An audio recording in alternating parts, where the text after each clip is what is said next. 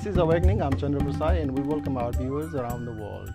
This is yet another episode in the series, and the topic for the day is stress management. And to talk about stress management, I have here with me a religious scholar and motivational speaker, Shree Santa Poudel. Santaji, let me welcome you on the show. Thank you. Thank you for having me.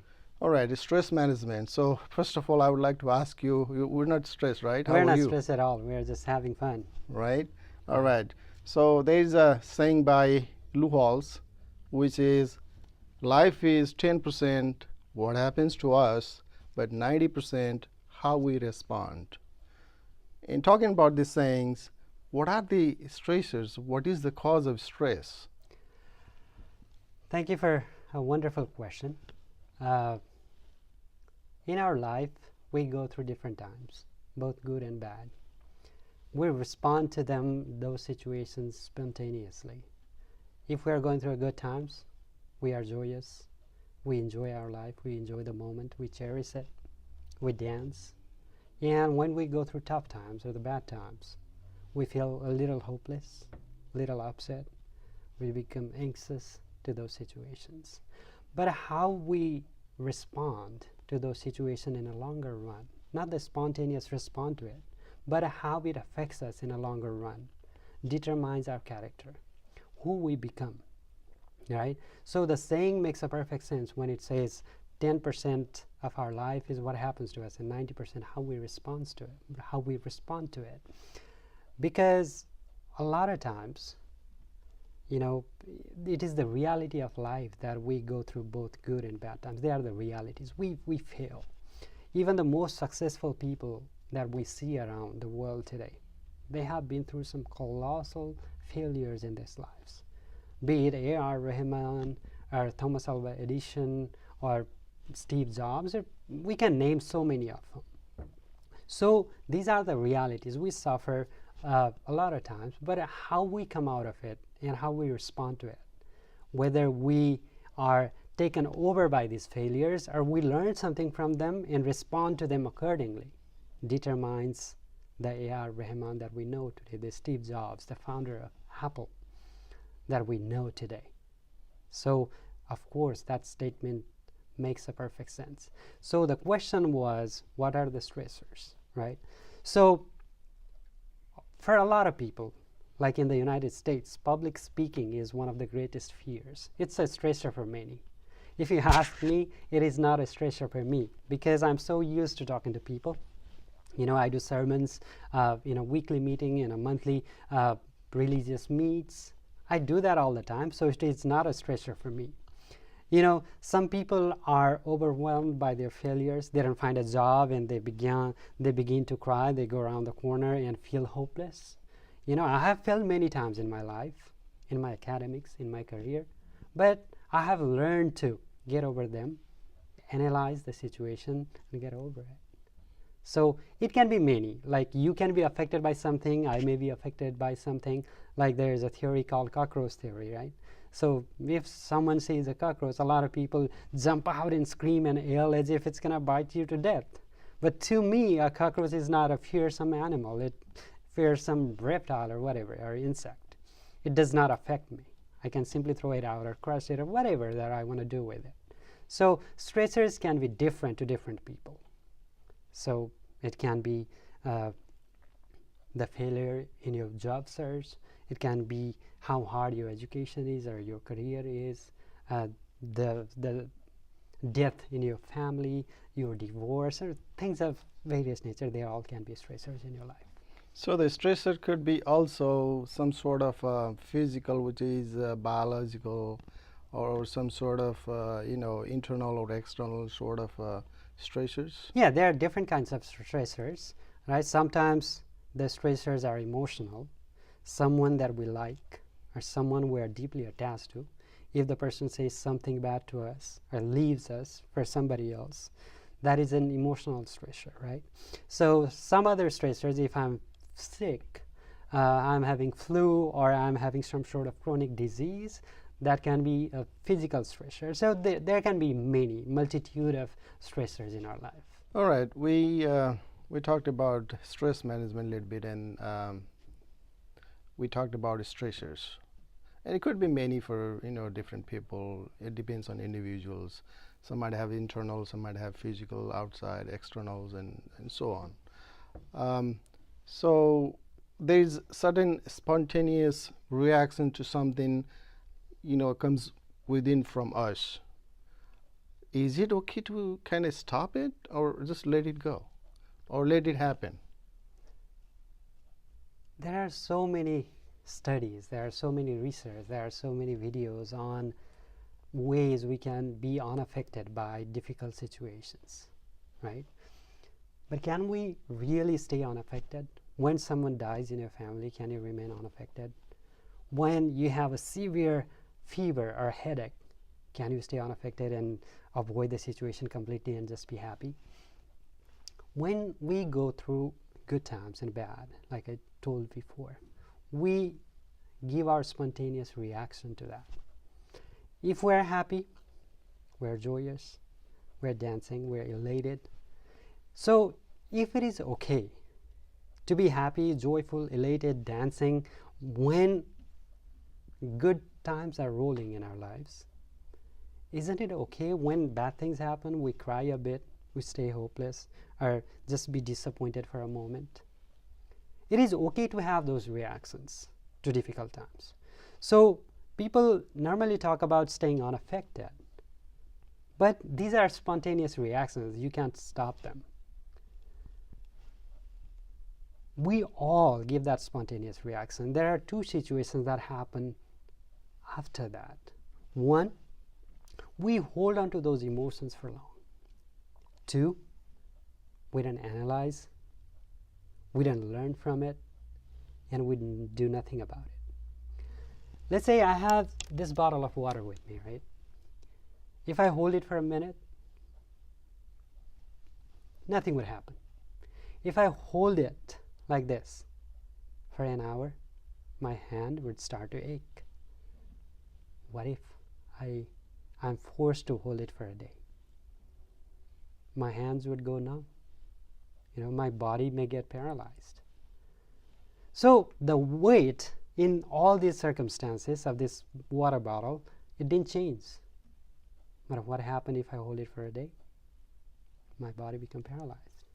Similarly, when we go through tough times, when we are stressed out, when something is boggling our mind, something is bothering us from inside, and we don't let it out, or we don't manage it properly, we don't take some swift actions, then we get into that loop. Emotional doom loop is what it is called.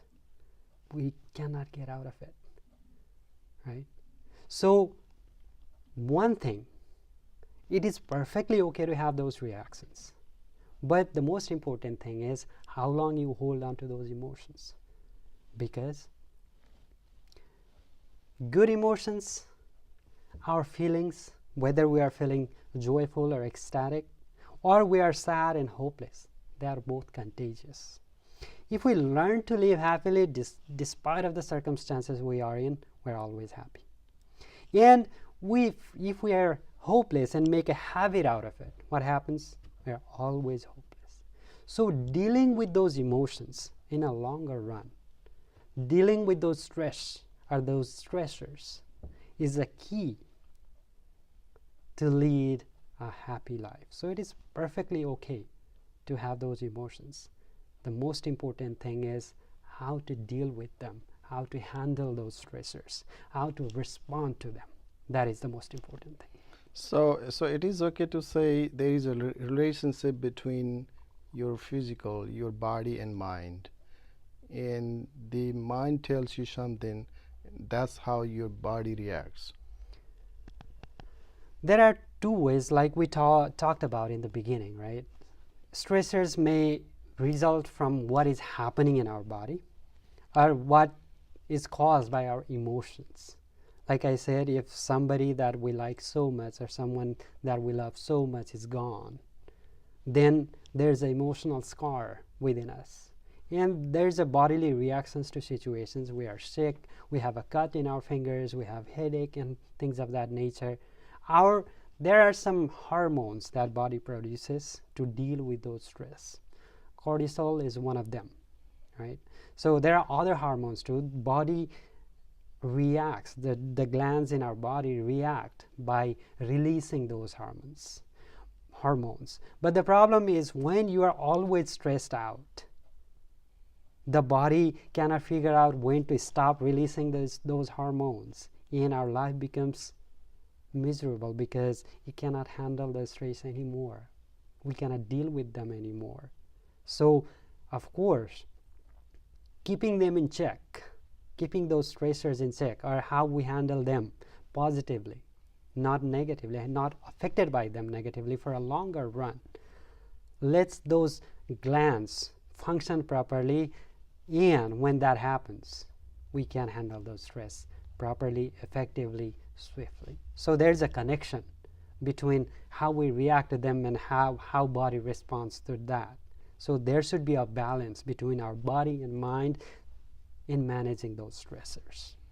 So talking about the hormone, I would like to ask you this. There are people, non-beige and vegan beige. I'm talking about diet, what we eat. Does that affect in such a way people kind of build their behavior because of the food they eat? It is stated that you become what you eat. Right. So if you eat a lot of salty food, sweet food, or hot food that a lot of people eat in like South Asia, your mind reacts to situations differently. That is why in Eastern philosophy there is a focus on what we should eat if we are on a spiritual pursuit. The food that are called sattva, right? Sattvic is what it is Niramis. called. Yeah. So if we eat those kind of foods, right, our body to cope with stress becomes simpler, and we can handle them properly. I'm not saying which one is right or wrong at this point, right? Because people have choices, people have preferences.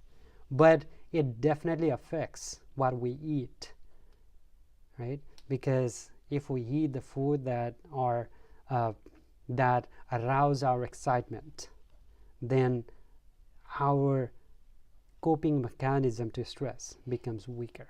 So it definitely affects it. Yeah, the other episode you were talking about the energy drink. When you drink an energy drink, right? Yeah. It gives you kind of hyperness for a while, right? Yeah, and So then you crash out. Yeah, you react in a different way. And when people drink alcoholic beverage, they after drinking it, they act They're in a whole different world, right? But what happens after the effect of alcohol is over? Yeah, they have they get hangovers sober. and they gotta drink again. Yeah, You know that, right? yeah. How significant a role the biology formation or the genetic formation play in this stress management? We talked about the stress hormones that body produce to respond to difficult situations, right? It is just not the biology or the genetic composition. Our past experiences play a significant role in how we respond to those situations. There's a saying in Nepali, "Agultale hirkaeko kukur bijuli chamkanda tarsन्छ."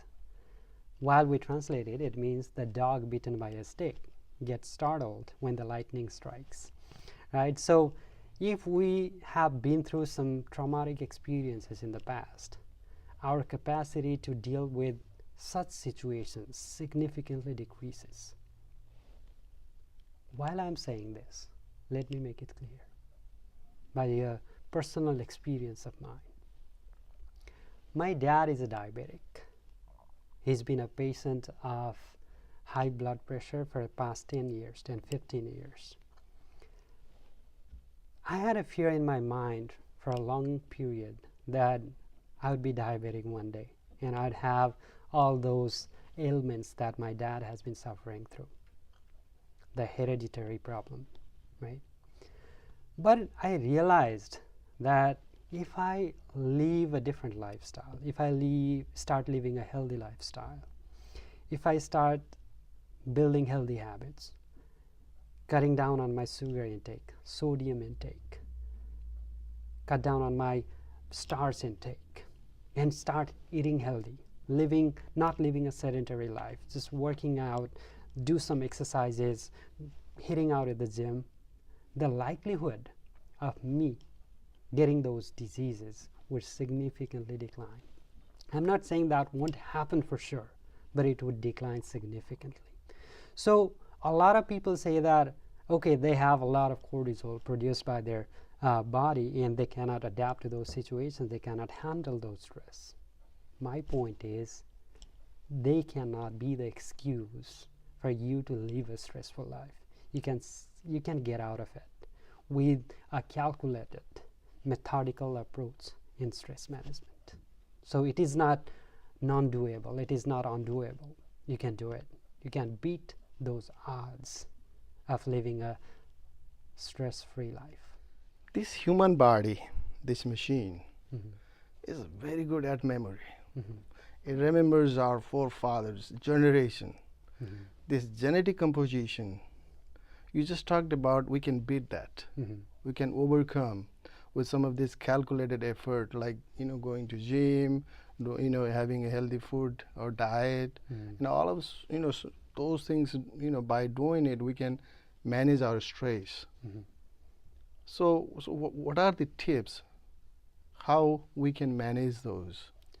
I was talking about that, going to gym and everything, and making me a less likely recipient of those hereditary diseases, or diabetes and hypertension that my dad has. When it comes to stress, there are some calculated methods, there are some tips in handling stress. One of the first things that we should do in understanding those difficult situations or stressors is to analyze, learn from those situations, and adapt to them accordingly. There was a man in one of the villages in India. He was 50 years old, equanimous in his mind, never bothered by good times or bad. He was always at peace and calm. Suddenly, the villagers noticed that he had a heart attack. He had a stroke. So he went to the hospital. People were surprised for a moment that, for a good man like him, how could a disaster like that could happen? It was his first stroke, so he stayed in hospital for a couple of days, and he was subsequently discharged from the hospital. When he got home, a lot of villagers went out to him with flowers and all that, because he was a respectable man. A lot of people were talking to him in a way that he had a next life, because he survived from that stroke, because a lot of people can't make it. And a lot of people were upset that, hey, you had to go through a lot. He was all smiling, right? He was not bothered by what happened to him, and he was not excited as he should have been according to them, because he was having a second life in a way. He said, there's nothing that I'm upset about, and there's nothing that I'm happy about. I learned my lesson. I was leading a sedentary lifestyle. I'm going to change my lifestyle now. From that day on, he cut down on his salt intake, sodium intake. He started waking up early, drinking a lot of liquid, run, go to the gym, right? He did all those things. And in a few months' time, he became healthier than ever before. He looked younger. So, like I said, disappointments, failures, anxieties, right? These are the realities of life. You can't escape them. I told you earlier, even the most successful people that we see around today, they have been through some tough times themselves. They have been through depressions. It's not that they didn't have money or something. They were successful in their careers, but they went through that. But those people that learn by analyzing those situations, what you didn't do that you were supposed to do, and how you can make things better, right?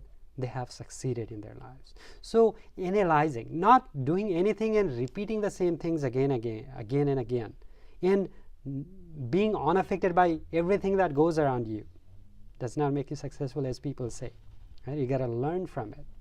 So the first thing is to analyze and learn from those situations and adapt to them. Second thing, let's say I applied for a job and somehow my interview didn't go that well, or my qualifications were not as good as other candidates had, and I got rejected. Right? A lot of people get disappointed by their failures because they make it personal. They blur the line between you and your career, you and what you want to pursue. There's not a clear line, but there's a clear distinction. You are not your career. Right? You are not how much money you have. It is not that you are how successful you are. You as a person is a different entity than all those things.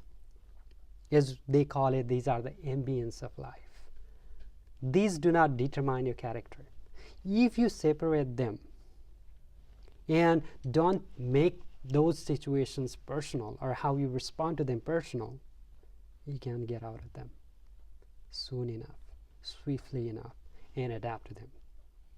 The third thing is that we dwell on those failures and anxieties for long.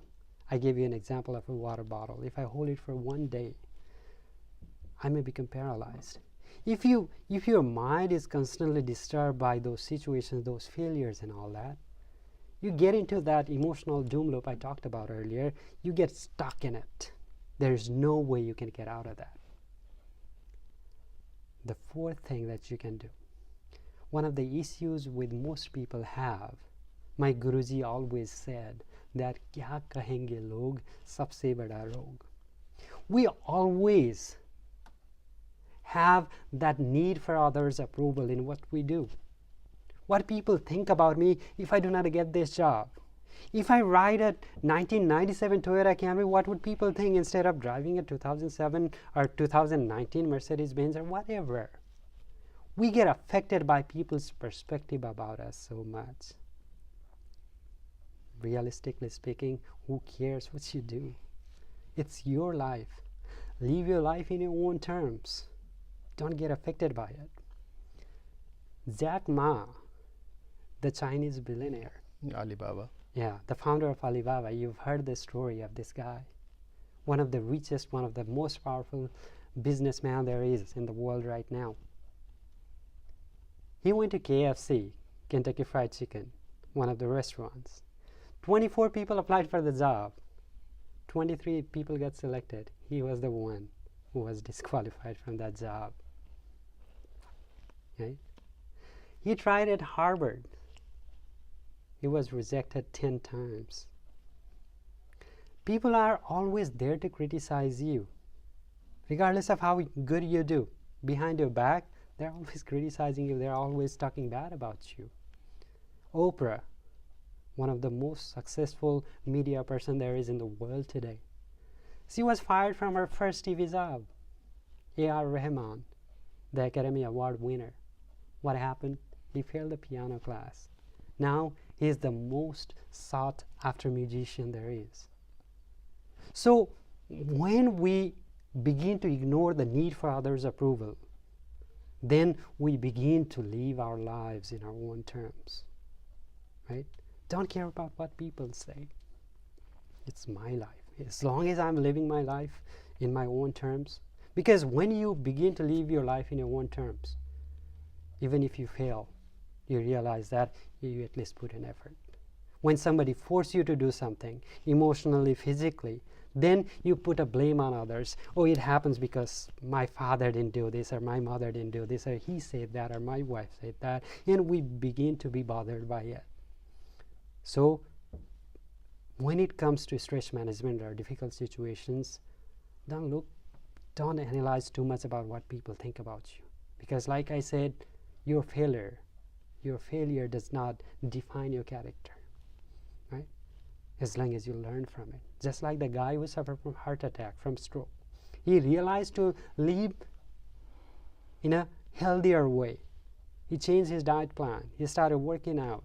He started sweating, and he became healthier than ever before.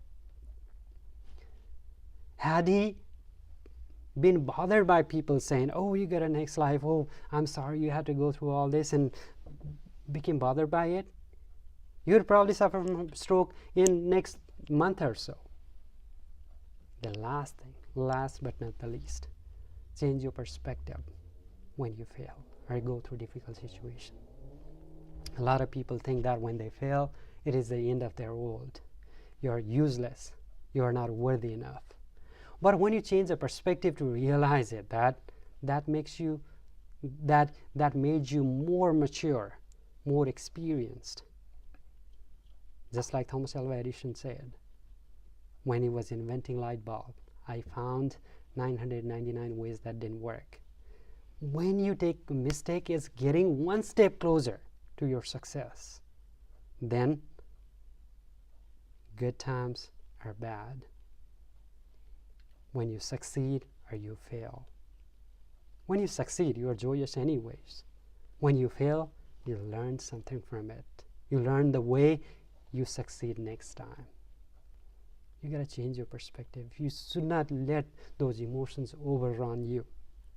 These are some of the keys to living a stress-free life. So the patience is the calm acceptance that things always don't go, or things happens in a different order than what we have in our mind, by David G. Allen. And you beautifully summarized the stress management, and you gave us a very good tips about stress management. But I like to be funny here. Let me ask you a very hypothetical question, and it just popped up in my mind when I was listening to you. Let's say I'm sitting here right now. Someone just comes in and slaps on my face. How you want me to react? Depending on what the best scenario for you is. Let's say if the person is stronger than you, how would you react? If you slap him once, he's going to knock you down to the ground. So do I act like Mahatma Gandhi did? Again, it depends on the situations, right? If you can handle it in an effective way, there are probably better ways. Simply walk away from the situation, call the cops, put the person behind the bars, right? Because the aggressor should have no room in the society to mingle with people, right? Because if you attack that person and you get beat, it's going to hurt more than that one slap. So you should not always react right away to the situation the way your mind tells you right away, but analyzing the pros and cons of the situation are your reactions to that. So the theory behind it is, if a person is violent in a behavior or such nature, if I'm such person, then I would start fighting with him right away. I don't think about anything. And if I'm a person in a nature, I think, okay, if I beat him back, and then this continues more, maybe it's going to get too bad, right? But if I stop and call the cop, like you suggested, then that's my nature. It has to come from my nature, right? It has to be my nature, otherwise I would act differently. And if I call the cop and let them handle it, then that stops right there. Yeah. And then I'll get whatever the lawsuit or whatever I'm supposed to work on it or do on him, that's there.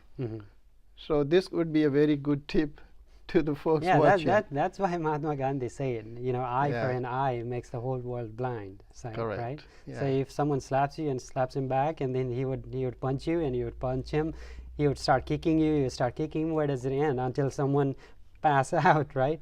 So there's no end to it. I'm not saying whichever response is right or wrong, because again, it depends on how you want to react to it. But the best thing for you to do would be analyzing the situation and understanding what the repercussions of your actions or response would be. Like I said, if you call the cops, you may get, you may sue that person, you may get a few $1,000s for, being physically assaulted, and then the person would be behind the bars, and you can live, relaxed. So, Right. hey, no right or wrong, but there are good ways or effective ways of handling the situations. So with that note, thank you so much for this wonderful talk about the stress management. Thank you for your time. Thank you for watching. Have a blessed day, and see you all in our next episode. Thank you. Thank you.